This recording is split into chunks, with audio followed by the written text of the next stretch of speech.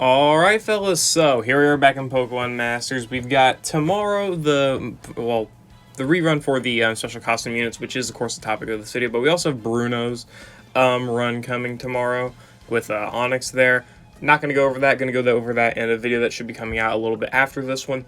But yeah, we're going to go over the special costume Tea Party reruns, should you summon for them or not, and I guess why, right? And go into a little bit of detail on what they do. So, should you summon? I cannot really give you a clear-cut answer. I'm right now honestly leaning more towards no, but there are definitely some cases that you can make to say that you should summon for them and whatnot, right? So, for one, they're a special costume rerun banner, which means there's going to be 4 units featured, and because it's a seasonal type of banner, the rates are going to be split between the 4 units. So 0.5% for each unit, 0.5% for Lily, 0.5% for Sonia, and 0.5% for Inga, 0.5% for Emmett, right? Which is not great odds. That's half the odds for a Master Fair if you want to go for a specific unit. If you want to go for like 2, 3, or all 4 units just outright, then you have a higher chance of getting, at least one of the units that you're, looking for, which is nice, right?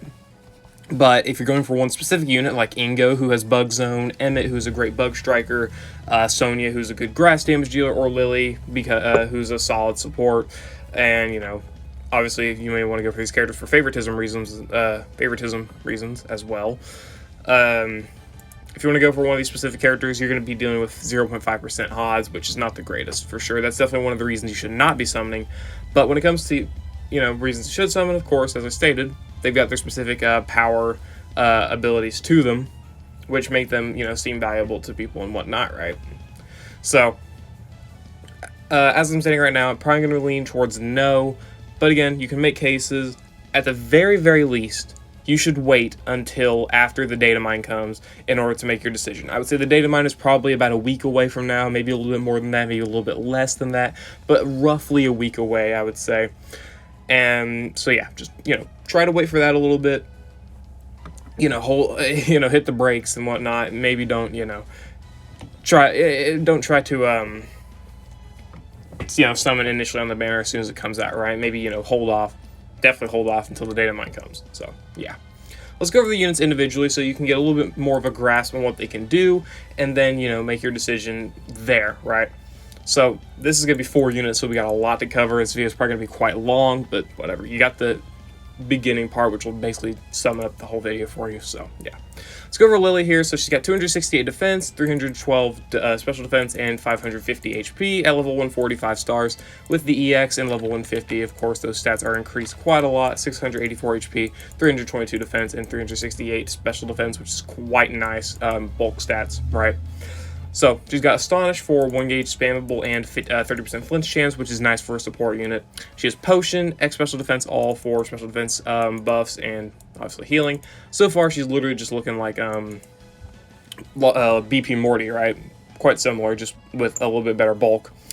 And she's got her Trainer move, which activates one of several random additional effects, and then raises the special attack of all allied sync pairs by 2, and applies the gradual healing effect to all allied sync pairs. I honestly don't have the list right now for what Lily does. I know one of them is like a 1% chance to activate Ghost Zone, and some of the abilities I think she can do maybe like, is it like special moves or physical moves next, or like random stat buffs or something like that. Overall, the ability is random, so you've got to deal with options on what you're dealing with there, so can't really rely on it all that much, right? But so far in her base kit, just buffing special defense, special attack, applying gradual healing, having potions, and, 30% flinch rate. Okay, so passive skills, she's got Focus Group 9, so 100% chance of raising crit after the user's Pokemon uses a move, which is good, but a little bit iffy because you want to use her Trainer move in order to buff special attack or get one of these random additional effects, and then you're going to have to use her Astonish in order to actually buff crit, which buffing crit's nice, but it's more built for longer events instead of shorter events, which can be a little bit annoying, because we already have quite a lot of units that are great for longer events, but Lily here is, you want to get supports that are good in shorter events for the most part, right? At least at this current time, I'd say it's quite a big priority, especially with all of the, long event type of supports we've been getting recently, like Annabelle and special costume Shauna and whatnot. Lily here's, you mostly want to go for a support that has short-term stat buffing, but Lily does not have that, at least not at 1 out of 5. So she's got Team Fist Bump 1, 20% chance of restoring allies HP when the user's attack move is successful, so it kind of goes along with Focus Group 9, but a lot less of a chance. And then Team Trash Tank 9, which whenever she's hit by an attacking move, she heals allies. So she can be sustainable in longer events, of course, which is nice. 1 out of 5, she gets pretty much nothing except for Astonish Move Gauge Refresh and some random stat nodes here. 2 out of 5, she gets Interference and Immunity, so she's immune to Trap, Flinch, and Confusion. Trainer move NPR, which can be nice for activating these additional effects, you know, maxing out special attack or applying gradual healing more than once. X Special Defense All NPR, which is whatever. Potion stuff, and then Static Cling 2, 30% chance of leaving the opponent paralyzed when the user is hit by an attacking move. Pretty random, honestly, but it's an ability she can do, so it's whatever. 3 out of 5. Astonish Aggravation, which is pretty big. Trainer move Critical Squad 1, which is definitely going to help out in the, you know, team buffing department. She can max out crit and get +4 to special attack within 3 turns, which is quite nice. Or if you get the NPR, you can get +6 special attack and +3 crit as well in that same amount of time. And then you've got Astonish here with 30%, with a 60% flinch chance, which is pretty damn good, I admit. She's got Trainer Move all ramped up 1, so now she can actually buff the special attack quicker and have +6 special attack in 2 turns, but that would still leave crit needing to be buffed via, you know, Astonish or whatever else, right? But still, maxed out the special attack without having to get an NPR. That's pretty solid, but honestly, I'd probably just go for the NPR. Trainer move Propulsion, 50% chance to remove Sync Move Countdown, or, you know, reduce Sync Move Countdown, I mean. Which is nice, but that's 12 energy, man. That's a lot of energy. Barricade Buddies on X Special Defense All, so able to max out Special Defense without having to get NPR, which is right here, though, so whatever. Revenge Boost 9, 100% chance of charging the user's move gauge by 1 when the user is hit by an attack move, which is nice because she does not provide speed or gauge type of buffs, which is pretty bad. She does have solid enough speed tier, but you do definitely want some way to manage gauge. Revenge Boost 9 is a solid method of doing so there is that. And then more potion stuff, right? When it comes to an actual grid, I would go 4/4 on her. Something like this probably is about your best bet, I would say. I don't want to go for the Static Cling. Would want to go for the Revenge Boost, but you likely don't have enough energy in order to go for that, so kind of just have to kind of deal with not having that. Maybe get rid of the Trainer Move NPR and go for that, or, you know, just go for like Potion NPR or whatever and something like that. I don't know. Just depends on what you want to do with Lily. Overall, would I say she's super valuable? No, not really. She's just able to buff special attack, crit, flinch the enemy, and she's got solid bulk and healing related purposes, which is good, but you can get this similar enough use out of Sonya and Yamper, who they are on the physical side, but they're also a general pool support, right? So you can get a little bit more out of them, in my opinion, than you can Lily, even though she does have these also several random additional effects, but I wouldn't call Lily too valuable. Good, for sure, definitely. If you do like a YOLO multi on this and you get a copy of Lily, then great. She's not bad, for sure, so definitely is a W in that end, but is she worth summoning for directly? No. Sonya and Shiny Serena. She is a Grass Striker. Obviously, Lily was a support. That's a Ghost type. Grass Striker here. She's got at level 140, 288 attack, which is not that great, and 270 base speed. Also not really that great, but at level 150 and 6-star EX, she has 342 base attack, which is quite a lot better, right? So yeah. She's got Razor Leaf here, which is 3 gauge because she's Hit the Gas 5 as a passive, and Power Whip, which is 4 gauge because, again, Hit the Gas 5. 177 base power on the Power Whip, making it quite strong. Not really strong enough, in my opinion, to make up for the fact that her stats are a little bit on the lower side, but oh well, right? Still, really strong move there. She's got her trainer move here, which, and obviously X attack, of course. She's got her trainer move here, though, which raises accuracy by 2, which is making this Power Whip pretty, I'm pretty sure accuracy by 2 would guarantee you hitting Power Whip. Raises her crit by 3 and increases the physical moves next of her by 1, which is quite nice. Maxing your, crit and having +4 attack in 3 turns. Pretty average for most units, which is nice. It still is nice. She's got Power Flux 9. The full remove gauge, when the user's moves are selected, the more powers up the user's moves. I don't really know how the Power Flux multipliers work, but it's a multiplier, so I'm not really going to complain too much about it. And then Sync Power Flux, you know, basically Power Flux 9, but Sync Power Flux, except that's not a 90%. You know, it's not 9, but whatever. Whatever. Sync Power Flux, not really the greatest I've heard in terms of multiplier damage. Again, I don't really look up the damage for these nodes, but I've heard that they're quite a lot less than things like Inertia or whatever else, right? But still, having innate nodes without having to candy the unit is definitely something valuable, in my opinion. But going on to the grid, 1 out of 5, she doesn't have much. 2 out of 5, locked on Sync 3. Powers up the user's sync move by 30% when the accuracy is raised. That is nice. Insult to injury. Powers up the user's moves the more the enemy's defense is lowered, which is random, but definitely nice as well. For only 2 out of 5, by the way. That's quite nice in my opinion. Oh my god. 3 out of 5. Charging Sun 3. Solar Flare 5. Furious Brawn. Defense Crush. Topher. Nah. And then Haymaker. Whew. You can't pick up all this stuff, but that's pretty good. If you want to just go for like DPS related stuff, then maybe just go for something like this, where you can then pick up that. I would prefer to be able to pick up everything. No, I want to be able to pick up the Defense Crush 9. Damn, that sucks.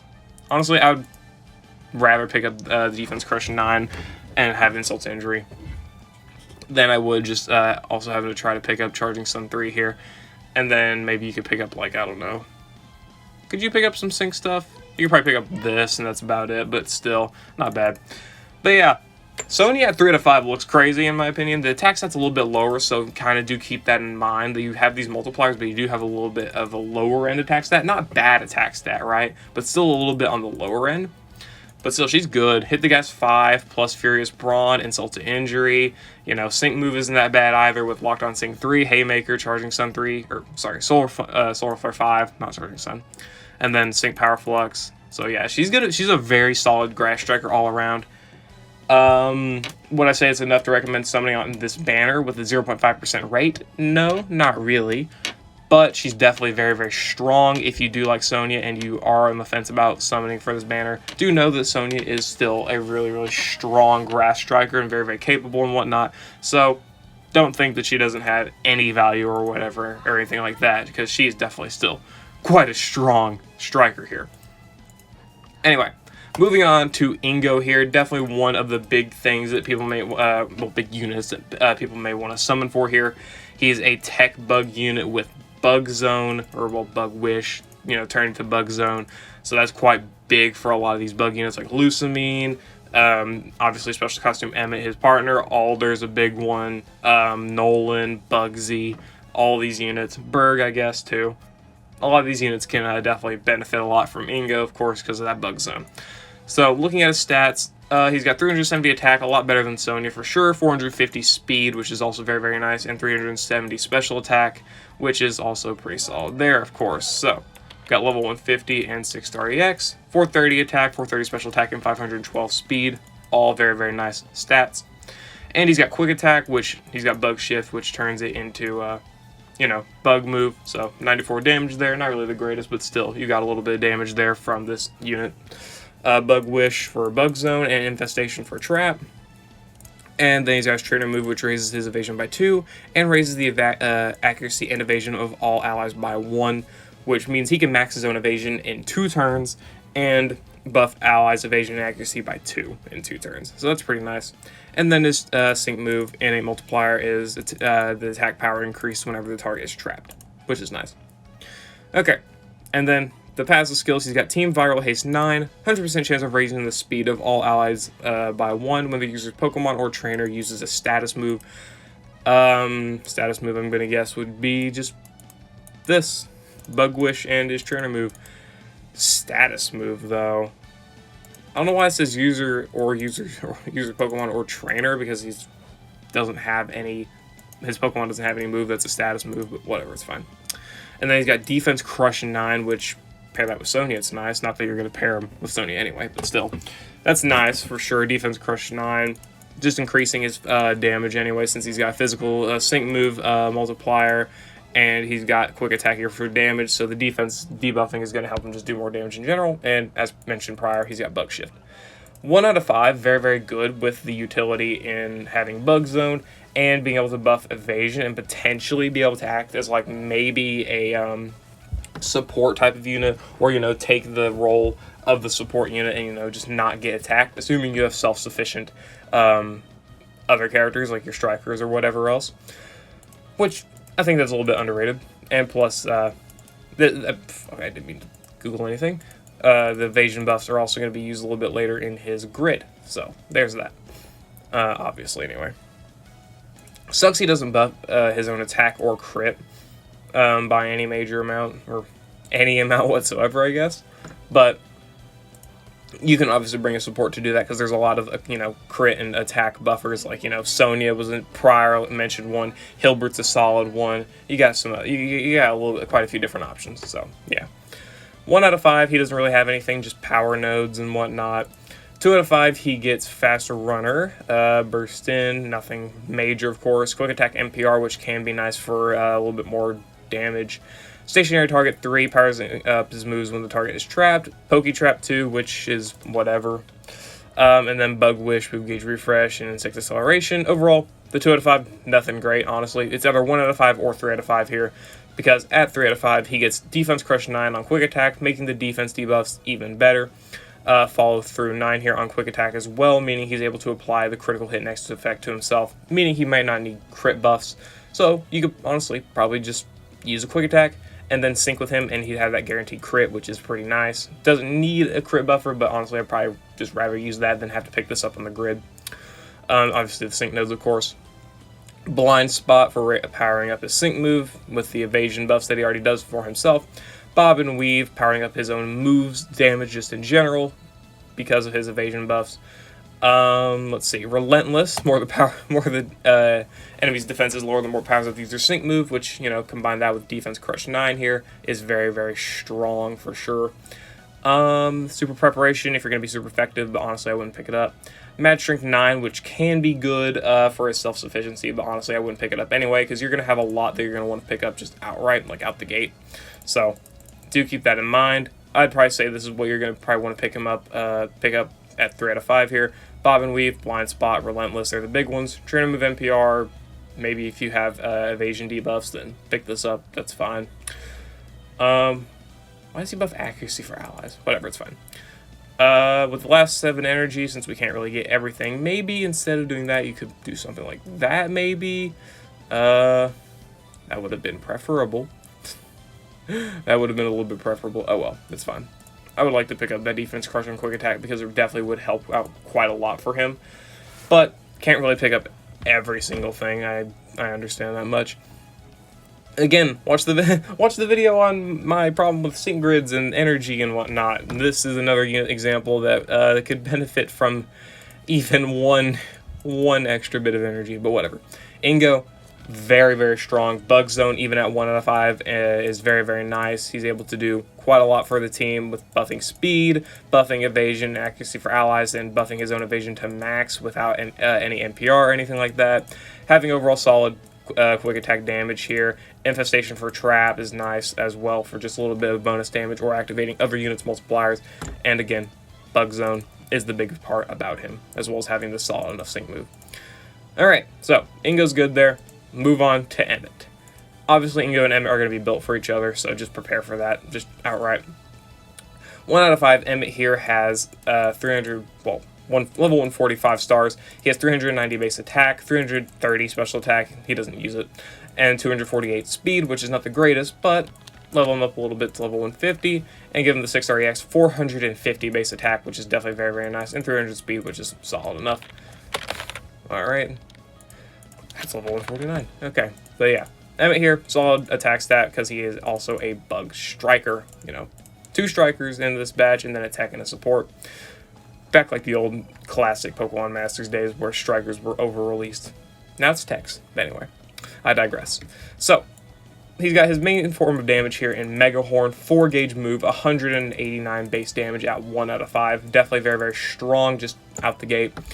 He's got Iron Defense for buffing his own defense, Swords Dance for buffing his own attack. Of course, there's no move point refresh limit to these. It's just they cost gauge, which can be a bonus or it can be a negative depending on how you want to look at it. I think this is pretty nice because he's able to buff these stats as much as he needs to, depending on if the enemy may debuff him or whatever else, right? And he does not have to rely on an NPR in order to do it. So that is nice in my opinion. And then his trainer move, 1 out of 5, use. It applies the move gauge acceleration effect to the ally field of play, raises the user's accuracy by 2, applies the super effective next to the user, and increases the user's physical moves next by 1 stat rank. Pretty nice move here, combined with the fact he already buffs his own offensive stats here. Well, offensive stat, period. Doesn't buff his crit unless he does. Haha, critical affliction 9. 100% chance of raising the user's critical hit by 1 when the user's Pokemon or trainer uses a status move. Is that the same thing? Nope. It's the same thing you have. Who the fuck was I looking at? Oh yeah, you have Team Viral Haste. Yeah, okay. Team Viral Haste, and you've got Critical Infliction, or Affliction. Okay, yeah, that's pretty good. He's able to max his own crit and his own attack in 3 turns, which is quite nice. And no gauge. Well, he's using gauge, but he's not using move points at all, so he doesn't have to go for that move point refresh or anything, which is nice.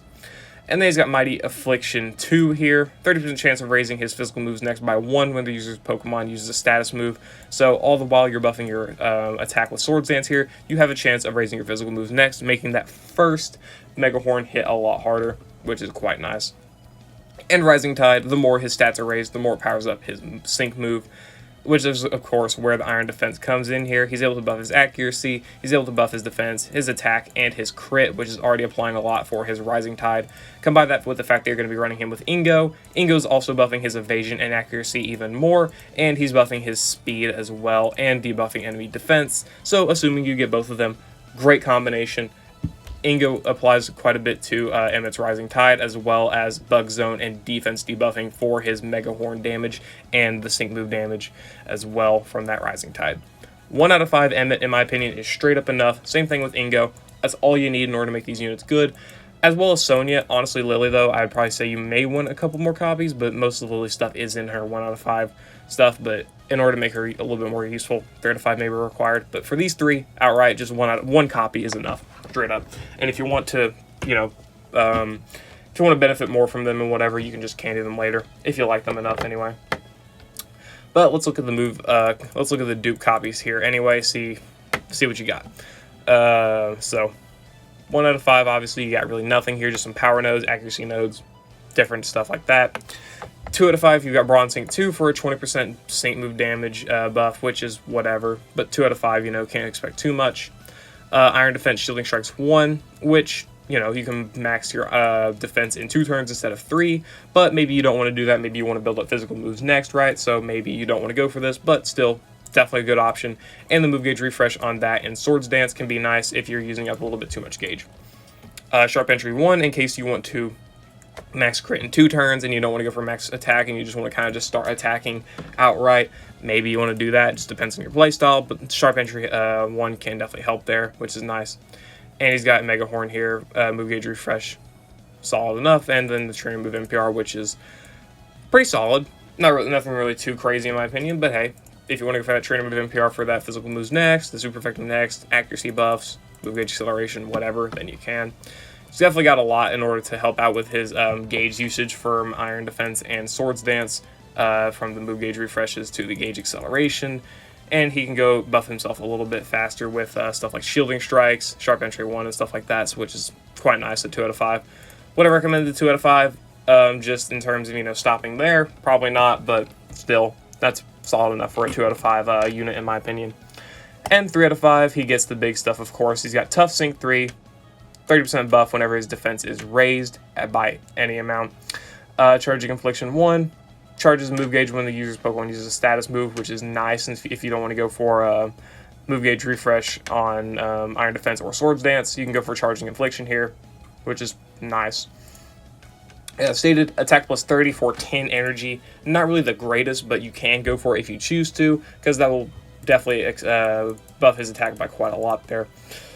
Tough Cookie here, more defense is raised, more powers up his normal moves. Mega Horn here, At even 3 out of 5 is going to be doing over 200 damage base. So that Tough Cookie is going to be adding a lot there as well. Very, very strong. Swords Dance Charging Infliction 2. He practically is using no gauge for using Swords Dance, which is definitely very, very nice. He's got Berserker 1 here, so combine that with the Sharp Entry, and he's able to max his crit and attack in 2 turns instead of 3, which can definitely make, you know, the difference in some battles. And then he's got the same thing over here for Iron Defense, as you know, even though he already had Shielding Strikes before. Now he's got the Charging Affliction 2 as well, which can be solid for the utility purposes, which is more so focused in specific team compositions, because you can literally just pair him with Ingo, and most of his problems are kind of fixed in terms of gauge and everything else and whatnot. But looking at a grid, you should potentially go for, I would definitely go for obviously all of the main damaging nodes, definitely the big ones there. You can definitely pick up the Iron Defense Move Gauge Refresh 3 here just as a bonus for having to pick up something in order to get the Tough Cookie. Let's see. Let's go for this, because I'm going to go for this anyway. And then we'll go for a Sync Node, and I can't pick up that Sync Node, that's alright. That's alright, that's fine. Whatever. Fuck me. It's fine. You got 8 energy bonuses here. You could go for something else here, maybe Mega Horn Power Nodes, go for, change around the grid, maybe go for a Move Gauge Refresh or something like that. Doesn't really matter. Do whatever you like. Emmett here just outright is just really hard hitting unit. Definitely hits, again, definitely hits hard.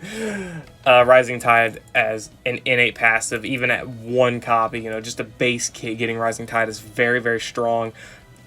3 out of 5 he doesn't gain much for a sync. 50% damage is definitely something, but Rising Tide is definitely the big thing for a sync move. And 3 out of 5 applies Tough Cookie for his Mega Horn, which, you know, any multiplier is nice. Not required, but again, still nice. Emmett, I feel, is definitely one of the prime examples of a unit that only needs 1 copy to be crazy, because 3 out of 5, well, he does get quite a lot of good stuff, and 2 out of 5 gives him a lot of utility-based stuff. 1 out of 5, again, is just a big, real thing for him. He gets 85% of his damage, for the most part, from 1 out of 5. You're getting some good damage from Tough Cookie here, but, again, that's 2 extra copies you'll have to go for in order to get that, and that may not be worth it to you. Overall, that's all the units done. All 4 of them done. Took way too fucking long. But should you summon for this banner? Again, I don't recommend it. Wait until the data mine at the very least. These units do not come back that often. I understand that much. And Bug Zone so far has only been limited to Special Costume Ingo, which is definitely one of the big reasons you want to summon for these units. But I just feel that with the Alola coming up soon, there will be a lot better value out of that than out of this banner. And if you are really wanting to summon for this banner, or summon for specific units on this banner, maybe consider buying around 10,000 paid gems, or whatever else and whatever means necessary. You could probably build up around 10,000 gems just by buying about 25 United States dollars worth of the daily packs. I don't know how long the banner lasts, but if you've been preparing a little bit, you probably have around, if you bought those packs like a week ago or something like that and you haven't spent any of the paid gems, you should be able to have enough paid gems to summon on the tiered scout, which at the very end, again, costs 10,000 gems. It will net you 1 copy guaranteed of whatever unit you decide to pick out of these 4 units, and you can still have the opportunity to do 5 multis and get some of the other units, some of the others you may want, or, you know, just get lucky, right? It's really, last time I did not get very lucky, but honestly, hoping I get lucky this time. I'm gonna go for both Train Brothers here. I did not have them. Ingo and Em are some of my favorite characters, so I personally am summoning because I was not able to get them on their last runs. But we're gonna be trying this. We're gonna be trying this again here. We'll just try it for the first time because I never did actually go for them on their initial runs because there was other things I was focusing on at the time. But now that I have a little bit more freedom on my gems, I'm going to go for both of these guys, try to get them. I'm not saying I recommend you do the same. Do what you want to do with your gems. Save if you want to save. Summon if you want to summon.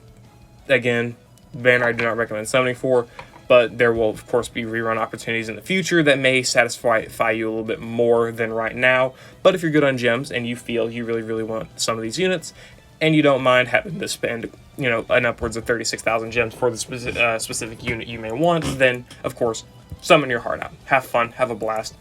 it's a game. You're meant to have fun. You're meant to do what you want with it, right?